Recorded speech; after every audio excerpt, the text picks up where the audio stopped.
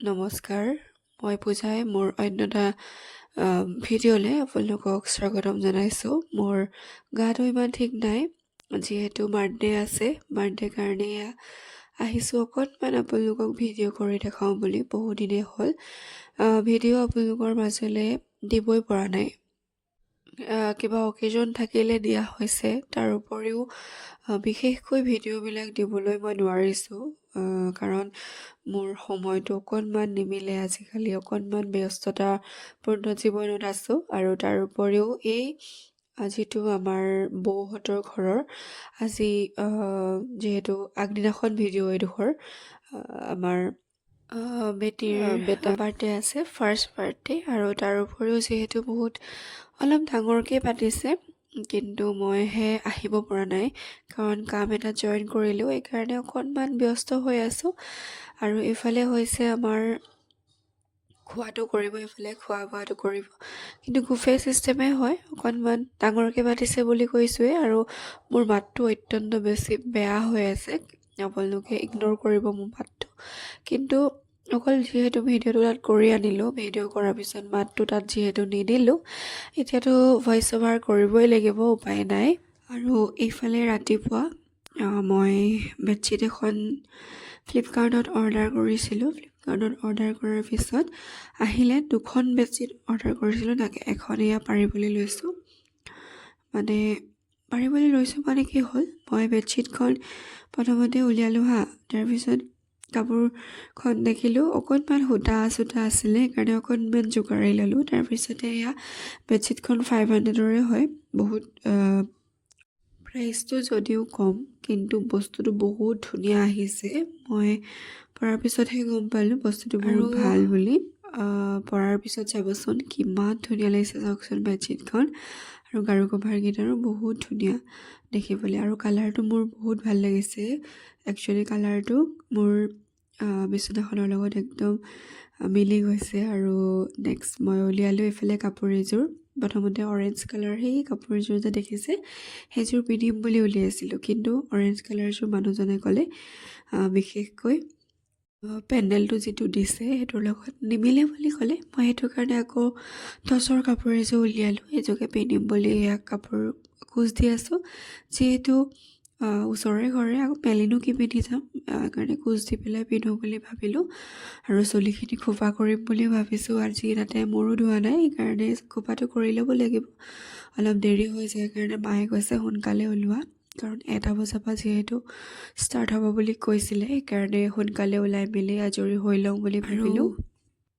তাৰপিছতে এইফালে দেখিছে নহয়, চুলিখিনিও ফনিয়াই লৈছোঁ, কাৰণ চুলিখিনি অকণমান ধুনীয়াকৈ ষ্টাইল কৰি যাওঁ বুলি ভাবিছোঁ।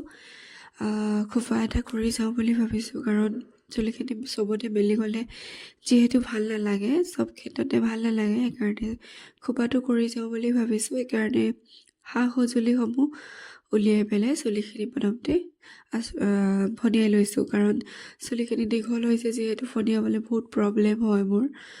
সদায় ডিউটি যাওঁতে দেৰি হৈ যায় মোৰ চুলিখিনি। চাদৰ মেখেলা মেলিলে চুলিখিনি মেলি গ'লে ইমান এটা মই ভাল নেদেখোঁ। চব ক্ষেত্ৰতে মানে কিছুমান ক্ষেত্ৰত ভাল লাগে। আৰু এতিয়া খোপাটো কৰি লওঁ বুলি ভাবিছোঁ। সদায়তো মেলিয়ে থাকোঁ, কেতিয়াবা খোপা বান্ধিলেও যিহেতু ভাল লাগে, সেইকাৰণে অকণমান খোপাটো কৰি লওঁ।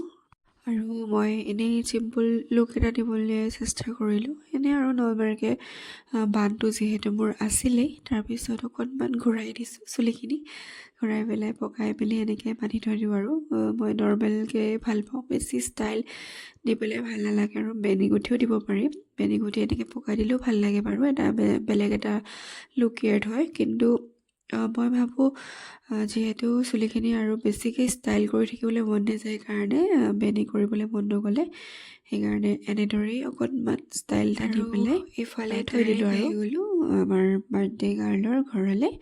আৰু বাৰ্থডে ধুনীয়াকৈ পেণ্ডেলটো আজি বেছি ধুনীয়া লাগিছে ন, লাইটিং কৰি দিছে যে। আৰু আমাৰ ৰচকী প্ৰমিলাহঁত চক, আৰু এইফালে আমাৰ বেটী, এইগৰাকী আমাৰ বাৰ্থডে গাৰ্লে দেখিছে ফ্ৰকটো যোনটো দেখিছে যে আপোনালোকে, এই ফ্ৰকটো মাকে চিলাইছে ধুনীয়াকৈ। কেইজনে মেৰুন কালাৰ পিন্ধিছে, ইমান ধুনীয়া লাগিছে। আজিকালিতো অলপ এইবোৰ ধুনীয়াকৈ যিহেতু 4জন থাকিলে বা 3জন চবেই আজিকালি মেটচ কৰি পিন্ধে, মেটচ কৰি পিন্ধিলে অলপ ভালো লাগে। সেইকাৰণে বৌহঁতে ধুনীয়াকৈ এইফালে কুৰ্তা, পুতেক আৰু বাপেকৰ, আৰু বৌয়ে চাদৰ মেখেলা, পেটি ফ্ৰক, ইমান ধুনীয়া লাগিছে। আৰু যিডাল বেল যে তাই মাৰি আছে, সেই বেলডালো বৌয়ে ধুনীয়াকৈ বনাই দিছে। আৰু এইফালে বাৰ্থডে গাৰ্লে কাটিব আহিছে, কেক কাটিবলৈ আহোঁতে আমাৰ ডাঙৰ গাড়ী এখনত তাইক বহি আহিছে। চাওকচোন ইমান ধুনীয়া লাগিছে তাইক। যিহেতু কেক কাটিবলৈ গৈছে বুলি তাইতো গম নাপায়, হ'লেও কাৰণেতো তাই বহুত ফূৰ্তি, একদম গাড়ীত উঠিবলৈ পাইছে আৰু পিছফালে বেলুন লগাই দিছে, হয় নাই বাৰু? আগতো আমি ভাল পাইছিলোঁ, কিন্তু এনেদৰে আৰু বাৰ্থডে ক'তনো, আমাৰ আগৰ দিনৰ যিসকল ব্যক্তিয়ে বাৰ্থডে পাতিছিলে তেওঁলোকেতো ঘৰতে, আগতেতো ঘৰতে কেকটো বনাই তেনেদৰে যিহেতু থুলমূলকৈ পাতি থৈ দিয়ে। এইফালে কেক কাটিবলৈ আহিলে দেই আমাৰ বাৰ্থডে গাৰ্ল, যিহেতু ভিডিঅ' কৰি আছে, ফটো কৰিছে। এইফালে কেকটো হৈছে আমাৰ এইটো কেকৰ ডিজাইনটো ভাল লাগিছে নে বাৰু আপোনালোকৰ? মোৰ কিন্তু ভাল লাগিছে। আৰু এইফালে কেক কটা পৰ্ব চলি গ'ল, আৰু এইফালে পূৰা ভিৰ কেক কটা টাইমতে।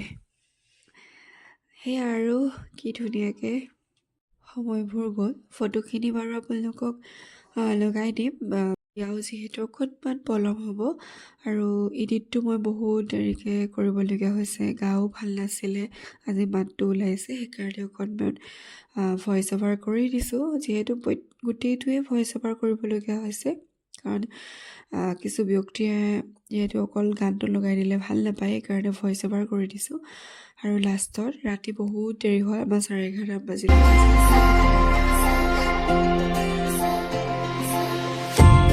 তুমি এইটো মোৰ প্ৰেমৰ ৰাগিনী, তুমি এই দেখোন জীৱন নগৰী, আমাৰ এই প্ৰেম কাহিনী, তুমি এই অৰ্ধাংগিনী। সাৰথি জীৱনৰ তুমি এই প্ৰিয়তম, প্ৰতি খোজে আজি অজানা শিহৰণ, সৰগী সপোনৰ মিঠাই আগমন, সাজিছো নিজকে মধুময়ী লগত, মোকো দূৰ